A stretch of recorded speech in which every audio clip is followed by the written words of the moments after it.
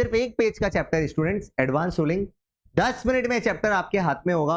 बस मेरे साथ बने रहना पूरे वीडियो में, पेशेंस से शांति से सुनना, हर चीज समझ आ जाएगी और याद हो जाएगी। चलिए सबसे पहले एडवांस रूलिंग का जो चैप्टर है इसका मतलब क्या है, क्या होती है एडवांस रूलिंग, सिंपल शब्दों में बताऊंगा। देखो आपको कुछ स्पेसिफिक मैटर्स जो इस चैप्टर में पढ़ने को मिलेंगे, अगर उन मैटर्स पे आपको इश्यू है या डिबेट है और आपको उसका रिजोल्यूशन चाहिए तो आप एडवांस में एक अथॉरिटी के पास जा सकते हैं, एडवांस रूलिंग अथॉरिटी या अथॉरिटी फॉर एडवांस रूलिंग। वो अथॉरिटी आपको रिजोल्यूशन बता देगी आपके मैटर पे जो आपको इश्यू है। कौन से मैटर पे, सब डिस्कस करता हूं। आइए पहला topic, matters for which application for advance ruling can be made. आप एडवांस रूलिंग के लिए किन मैटर्स पे आप अप्लाई कर सकते हैं, ध्यान से समझना। यहां पर 3 इंपॉर्टेंट बातें बताऊंगा फर्स्ट पैराग्राफ में। पर्सन रजिस्टर्ड और डिजायरस ऑफ ऑब्टेनिंग रजिस्ट्रेशन, क्या समझा बताइए। कोई आदमी ऑलरेडी जीएसटी में रजिस्टर्ड है तब भी आप इस अथॉरिटी को अप्रोच कर सकते हो, और अगर आप रजिस्ट्रेशन लेने का सोच रहे हैं, ऑलरेडी रजिस्टर्ड नहीं है, तब भी आप एडवांस रूलिंग अथॉरिटी को अप्रोच कर सकते हैं। In relation to the supply of goods services, यहां तक तो ठीक है, बट क्या, कब, बीइंग अंडरटेकन और प्रपोज टू बी अंडरटेकन। देखो दूसरी इंपॉर्टेंट चीज, आप कोई ट्रांजैक्शन ऑलरेडी अंडरटेक कर चुके हैं या करने वाले हैं, दोनों केस में आप एडवांस रूलिंग को अप्रोच कर सकते हैं। आगे समझना, और कौन से मैटर्स अब वो बताऊंगा। तो क्या 3 बातें समझी सर। पहला पैराग्राफ में हमने समझा ऑलरेडी रजिस्टर्ड पर्सन या रजिस्ट्रेशन लेने का सोच रहा है कोई अनरजिस्टर्ड पर्सन, दोनों अप्रोच कर सकते हैं। दूसरी बात, ट्रांजैक्शन ऑलरेडी हो चुका है या प्रपोज टू बी अंडरटेकन, दोनों केस में अप्रोच हो सकता है एडवांस रूलिंग को। और तीसरा, क्या क्या मैटर्स, आइए मैटर जानते हैं। Number 1, classification of good services. मतलब आपको कोई गुड सर्विस का टैक्स रेट पता करना है, लेकिन आप उस गुड सर्विस को प्रॉपरली लिस्ट में क्लासिफाई नहीं कर पा रहे, कहां फॉल करेगा वो। जो डिपार्टमेंट एचएसएन की लिस्ट देता है उसमें आपका गुड सर्विस कहां फॉल करेगा आपको नहीं पता। इश्यू आ रहा है, आप ट्राई कर रहे हैं बट आपको बहुत सारे लिस्ट में आपको लग रहा है उस लिस्ट में 3-4 हेड में आपका गुड्स जा रहा है, तो आपको उस पर अगर रिजोल्यूशन चाहिए, एडवांस रूलिंग अथॉरिटी आपको रिजॉल्व करेगी वो matter. Next, application of a notification issued under the act. देखो जीएसटी एक्ट के अंदर कोई नोटिफिकेशन इश्यू है, अब आपका डिबेट क्या, वो नोटिफिकेशन मेरे को अप्लाई करता है कि नहीं पता करना है। आपको नहीं समझ आ रहा है, नोटिफिकेशन की लैंग्वेज में डिबेट आ रहा है, आपको इस अथॉरिटी के पास जाइए, ये बता देंगे।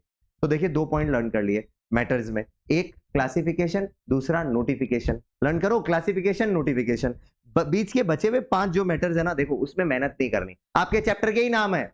देखो एक सप्लाई, आपको पता करना है कोई एक्टिविटी सप्लाई का मीनिंग में फॉल करेगी या नहीं करेगी, आपको नहीं क्लियर है तो आप इस रूलिंग अथॉरिटी के पास जा सकते हैं। Next, time of supply, value of supply determine आपसे नहीं हो रहा तो आप एडवांस रूलिंग अथॉरिटी को अप्लाई करो, वो बता देगा टाइम ऑफ सप्लाई क्या होगा आपके सिचुएशन में या वैल्यू ऑफ सप्लाई क्या होगी। ध्यान से सुनना, इसमें प्लेस ऑफ सप्लाई नहीं लिखा हुआ पीओएस, इसलिए मैंने लिखकर काट दिया। पीओएस के मैटर्स पे हम एडवांस रूलिंग अथॉरिटी को अप्रोच नहीं कर सकते। आगे समझना, admissibility of ITC of tax paid deemed to have been paid. अब आपको इनपुट टैक्स क्रेडिट लेना है लेकिन आपको समझ नहीं आ रहा मैं एलिजिबल हूं या नहीं हूं, ये अथॉरिटी आपको क्लियर कर देगी। नेक्स्ट ध्यान देना, determination of liability to pay tax on any good service और बोथ। कोई सप्लाई पर आपको टैक्स पे करने की लायबिलिटी आ रही है या नहीं आ रही है, आपको डिबेट है, आप इनके पास चले जाओ। और last, whether applicant is required to be registered, आपको रजिस्ट्रेशन चाहिए या नहीं चाहिए, डिबेट है, इनके पास चले जाओ। सर फटाफट में एक बार और याद करा दीजिए, देखो 2 मैटर आपको याद है, क्लासिफिकेशन, नोटिफिकेशन, बाकी मैटर बहुत इजी है। Supply, time of supply, value of supply, admissibility of ITC, liability to pay tax and registration चाहिए या नहीं चाहिए। चैप्टर के नाम सोचोगे तो आपको याद आ जाएंगे। चलिए आगे बढ़ता हूं अदर एस्पेक्ट्स में। Binding nature of ruling by authority for advance ruling. अच्छा एक चीज ऊपर का मैं पहले क्लियर करता हूं, ऊपर में मैंने 7 मैटर आपको बताया, उसके अलावा कोई और मैटर पे आप एडवांस रूलिंग अथॉरिटी को अप्रोच नहीं कर सकते। अच्छा, binding nature of ruling by authority for advance ruling. Advance ruling की अथॉरिटी का जो रूलिंग आएगा वो बाइंडिंग होगा, यस होगा। किस पर होगा आइए समझते हैं। बाइंडिंग ऑन एप्लीकेंट, मैंने अप्लाई किया एडवांस रूलिंग के लिए तो मेरे पर वो रूलिंग बाइंडिंग होगी। Number B, transaction on which ruling sought, जिस ट्रांजैक्शन के लिए मैंने एडवांस रूलिंग मांगी थी उस ट्रांजैक्शन पर बाइंडिंग होगी। And number C, department officers concern, और जो मेरे कंसर्न डिपार्टमेंट ऑफिसर्स होंगे जो मेरा केस हैंडल करेंगे उन पे भी ये रूलिंग बाइंडिंग होगी। सिंपल वर्ड में एडवांस रूलिंग किस पर बाइंडिंग होती है, किसको अप्लाई करती है, एप्लीकेंट को, एप्लीकेंट के उन ट्रांजैक्शन को जिसके लिए उसने रूलिंग मांगी है, और कंसर्न डिपार्टमेंट के ऑफिसर्स को। आई होप इतना समझा। इसका मतलब एक चीज प्रूफ हो गई, मैं अप्लाई कर रहा हूं अगर एडवांस रूलिंग के लिए और मेरे को एडवांस रूलिंग मिली तो आप अगर मुझे कहोगे सर आपका रूलिंग हम भी अप्लाई कर सकते हैं, हमारा भी सिमिलर केस है, आंसर इज नो, क्योंकि वो आप पर अप्लाई नहीं करेगी, वो सिर्फ मुझ पर, कंसर्न डिपार्टमेंट ऑफिसर पर और मेरे किए गए ट्रांजैक्शन पर ही अप्लाई करेगी। तो ये बात ध्यान रखना, आगे काम आएगी। नेक्स्ट, ऑब्सोलेंस और वैलिडिटी ऑफ एडवांस रूलिंग। कब एडवांस रूलिंग कब तक वैलिड रहता है या एडवांस रूलिंग कब ऑब्सोलेट हो जाता है, लास्ट कब तक एडवांस रूलिंग वैलिड रहता है। देखो, when there is a change in law और फैक्ट, मतलब जब तक चेंज इन लॉ या फैक्ट नहीं हो जाता तब तक एडवांस रूलिंग वैलिड रहता है। इसका मतलब ये हुआ, एक बार अगर कोई लॉ या फैक्ट बदल जाए उसके बाद जो मैंने एडवांस रूलिंग लिया है वो वैलिडिटी उसकी फिनिश हो जाती है। आगे बढ़ते हैं। वॉइडेंस ऑफ एडवांस रूलिंग, मतलब एडवांस रूलिंग कब वॉइड हो जाती है। अब ध्यान से समझना, इसका आंसर आपको पहले से पता है। अगर ये प्रूव हो जाए कि मैंने एडवांस रूलिंग फ्रॉड या गलत फैक्ट बताकर लिया तो फिर एडवांस रूलिंग अथॉरिटी कहेगी हमने जो एडवांस रूलिंग लिया है it is void ab initio, as if कि हमने कभी एडवांस रूलिंग दिया ही नहीं क्योंकि तुमने झूठ कह के हमसे लिया था। It's as simple as that. आगे बढ़ते हैं। Procedure to be adopted by the advance ruling authority upon receipt of application of the AR advance ruling, मतलब मैं एडवांस रूलिंग के लिए अप्लाई करता हूं तो एडवांस रूलिंग अथॉरिटी क्या प्रोसीजर लगाकर मेरा रूलिंग देगी मेरे को, फटाफट समझना है। पूरा क्वेश्चन भी एग्जाम में आता है। नंबर ए, एडवांस रूलिंग को जैसे ही मेरा एप्लीकेशन मिलेगा वो प्रोसीड करेगा, मतलब जैसे ही मेरा एप्लीकेशन जाएगा वो काम स्टार्ट करेगा। क्या करेगा, सबसे पहले मेरे एप्लीकेशन की कॉपी को मेरे जुरिसडिक्शनल ऑफिसर को भेजेगा और रिकॉर्ड्स मंगाएगा। उस ऑफिसर से वो रेलेवेंट इंक्वायरी करेगा और रिकॉर्ड्स मंगवाएगा, ठीक है सर। उसके बाद एग्जामिन करेगा वो कि रिकॉर्ड के साथ एग्जामिनेशन करेगा और क्या करेगा, पास एन ऑर्डर, या तो एडमिट कर लेगा या आपका एप्लीकेशन को रिजेक्ट करेगा।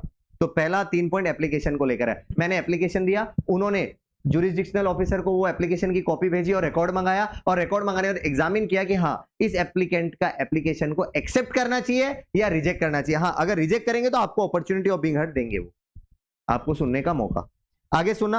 अब वो, अच्छा आप बताइए, अगर आपका एप्लीकेशन एक्सेप्ट हो गया तो अब वो क्या करेगा, घास तो नहीं चराएगा, वो आपको रूलिंग देगा। ध्यान देना, pronounce its ruling within 90 days of receipt of application. जैसे ही आपका एप्लीकेशन उसको मिलेगा 90 दिन के अंदर वो रूलिंग दे देगा। आगे समझना, after hearing the applicant as well as the jurisdictional officer, लेकिन वो एडवांस रूलिंग अथॉरिटी रूलिंग देने के पहले आपको और जुरिसडिक्शनल ऑफिसर दोनों को एक मौका जरूर देगा सुनने का कि ठीक है आपको अपने बचाव में कुछ कहना है तो कहो, नहीं तो हम अपना रूलिंग दे रहे हैं।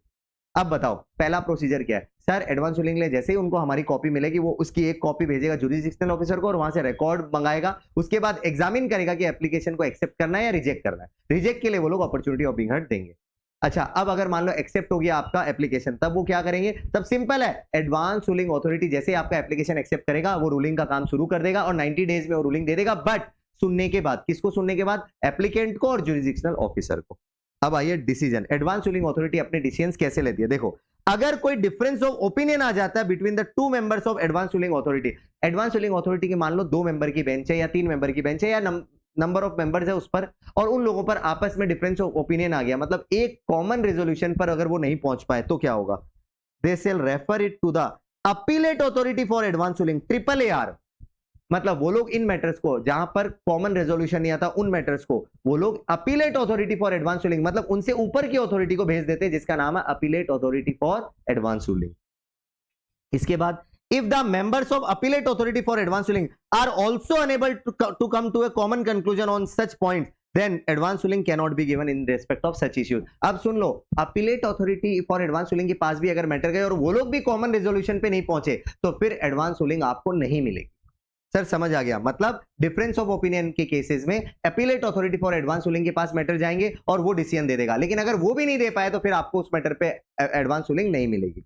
आगे सुनिएगा, फॉरवर्ड रूलिंग कॉपी। अब जो रूलिंग एडवांस रूलिंग का फाइनल रूलिंग आया है उसकी कॉपी फॉरवर्ड की जाएगी 2 लोगों को। अब आपको पता है कौन कौन, एक एप्लीकेंट को और एक डिपार्टमेंट के ऑफिसर्स को, कंसर्न्ड ऑफिसर या जुरिसडिक्शनल ऑफिसर। आगे समझना, एक नोट स्टार मार लो, इंपॉर्टेंट है, application will not be admitted if the question raised in the application is already pending और decided in any proceeding in his case. मतलब सुनना, ये बहुत इंपॉर्टेंट चीज है, अगर कोई मैटर पे मैं एडवांस रूलिंग मांगने जा रहा हूं और उस मैटर पे ऑलरेडी मेरा मैटर कहीं और पेंडिंग चल रहा है, मान लीजिए जीएसटी ऑफिसर मेरा वो मैटर देख रहा है, मान लीजिए मेरा वो मैटर किसी अपील में चल रहा है, लॉ कह रहा है वैसे केसेस में आपको एडवांस रूलिंग नहीं दिया जाएगा, आपका एप्लीकेशन को स्ट्रेट अवे रिजेक्ट कर देंगे। लॉजिक लगा लो, मैं एडवांस रूलिंग अथॉरिटी को मेरा एप्लीकेशन दे रहा हूं और ऑलरेडी वो मैं एप्लीकेशन में कहीं और दे चुका हूं, तो एडवांस अथॉरिटी रूलिंग क्या कहेगी, बेटा तुम कहीं और मजे ले रहे हो और हमारे पास भी मजे लेने आए हो, go to hell. I hope you understood. आगे बढ़ते हैं, अदर प्रोविजंस इस चैप्टर का, और चैप्टर हो जाएगा ओवर। फिर भी एक बार मैं चाहूंगा ये जो आपको मैंने प्रोसीजर पढ़ा है इसको समझो। एडवांस रूलिंग अथॉरिटी का 3 पार्ट में प्रोसीजर डिवाइड कर लो। पहला पार्ट, एप्लीकेशन मिलने के बाद और रूलिंग आने तक कैसे होता है ये काम, देखो सिंपल है, मैंने अप्लाई किया तो एडवांस रूलिंग अथॉरिटी मेरा एप्लीकेशन जैसे ही देखेगी, वो देखेगी कि यार ये एप्लीकेशन भेजो ज्यूरिसडिक्शनल ऑफिसर को और वहां से रिकॉर्ड मंगा लो, एग्जामिनेशन करो और फिर डिसाइड करो इसका एप्लीकेशन को एक्सेप्ट करना है या रिजेक्ट करना है। रिजेक्ट करेगा तो अपॉर्चुनिटी आपको देगा, और मान लो आपका एप्लीकेशन एक्सेप्ट हुआ तो एडवांस रूलिंग अथॉरिटी इसके बाद क्या करेगी? ऑब्वियसली रूलिंग प्रोनाउंस करेगी विद इन 90 डेज आपको और डिपार्टमेंट के ऑफिसर को सुनने के बाद। ये हो गया एक पार्ट। डिसीजन कैसे लिया जाता है एडवांस रूलिंग के केसेस में? बहुत सिंपल है, वो लोग नॉर्मली कॉमन रेजोल्यूशन पे ही डिसीजन लेते हैं, बट अगर कोई पॉइंट पर डिफरेंस ऑफ ओपिनियन आ जाता है तो मैटर को रेफर कर दिया जाता है appellate authority for advance ruling के पास, और अगर वो भी कॉमन रेजोल्यूशन पे नहीं आते तो फिर आपको उस पर्टिकुलर मैटर्स पर या इश्यूज पर आपको एडवांस रूलिंग नहीं दिया जाएगा। और एक और चीज सुन लो, एडवांस रूलिंग की कॉपी सबको मिलेगी, एप्लीकेंट को भी मिलेगी और कंसर्न डिपार्टमेंट ऑफिसर या ज्यूरिसडिक्शनल ऑफिसर उन लोग को भी मिलेगी। एक बात का ख्याल रहे, आपका एप्लीकेशन कब वो रिजेक्ट स्ट्रेट अवे कर देंगे अगर उनको पता चल गया आपका मैटर कहीं और पेंडिंग है या अपील में चल रहा है, तो वो लोग बोलते हैं इस मैटर पे हम टच भी नहीं करेंगे, हाथ भी नहीं लगाएंगे, तुम लोग वहीं रिजॉल्व करवाओ। आगे बढ़ते हैं अब अदर प्रोविजन में। Appeals against ruling of advance ruling authority to the advance ruling appellate authority. अब लॉ ने एक ऑप्शन भी दिया है, मान लो मैंने एडवांस रूलिंग के लिए एडवांस रूलिंग अथॉरिटी को अप्लाई किया और मैं उस रूलिंग से खुश नहीं हूं या डिपार्टमेंट का ऑफिसर उस रूलिंग से खुश नहीं है, क्योंकि देखो रूलिंग आएगी तो सब पे बाइंडिंग है, एप्लीकेंट पे भी और डिपार्टमेंट के ऑफिसर पे भी। अब हम में से अगर कोई भी खुश नहीं है तो हम कहां जाएंगे, किससे बात करेंगे? लॉ कहता है एडवांस रूलिंग के ऊपर एक अथॉरिटी थी जो हमने बताई, appellate authority for advance ruling, उसके पास जाइए। फिर से देख लो, AAR बोलूंगा अब मैं उसको। तो क्या करना है? सिंपल, एप्लीकेंट या ज्यूरिसडिक्शनल ऑफिसर को अपील करना होगा AAR को। कब तक? ये लर्न कर लो, within 30 days plus 30 days अगर एक्सटेंड किया जाए तो। जैसे आपका कोई जेन्युइन रीजन और आपको लग रहा है 30 दिन में मैं अप्लाई इसलिए नहीं कर पाया, मेरे पास जेन्युइन रीजन है, तो appellate authority for advance ruling 30 दिन को एक्सटेंड कर देगी और 30 डेज से from the receipt of advance ruling. मतलब जिस दिन आपको एडवांस रूलिंग मिले वहां से 30 डेज है आपके पास appellate authority for advance ruling के पास जाने के लिए, और अगर उस 30 डेज में भी नहीं जा पाए तो वो 30 डेज और 30 डेज से एक्सटेंड हो सकता है मैक्सिमम, अगर जेन्युइन रीजन है तो आपके पास। आगे सुनिए, appellate authority for advance ruling भी ऑर्डर 90 डेज से ही 90 डेज में ही देगा। मतलब सिंपल है, एडवांस रूलिंग भी अपना रूलिंग 90 डेज में देता है, और appellate authority for advance ruling को अगर आपने अपील की तो वो लोग भी आपको जजमेंट अपना या डिसीजन अपना 90 डेज में ही देते हैं। तो ये लर्निंग तो आपके लिए इजी हो गया। इसके ऊपर था 30 + 30, बस वो याद कर लेना। Last topic, very important topic of this chapter में से एक, आइए, rectification of errors apparent mistakes only in its order. मान लो एडवांस रूलिंग अथॉरिटी या appellate authority for advance ruling, इनके ऑर्डर में कोई मिस्टेक आ गई, मिस्टेक का मतलब डिबेटेबल इश्यू नहीं, देख के लग रहा है यार ये तो जेन्युइन मिस्टेक है, अगर इनके ऑर्डर में कोई मिस्टेक है तो ये लोग उसको रेक्टिफाई कैसे करेंगे, आइए जानते हैं।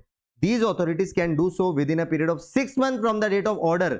मतलब इन्होंने ऑर्डर दिया है जिस दिन, वहां से 6 महीने में ये लोग रेक्टिफिकेशन कर सकते हैं अपने ऑर्डर में, खुद से भी ऑन हिज ओन मोशन, खुद से भी, और brought to its notice by concerned officer और एप्लीकेंट।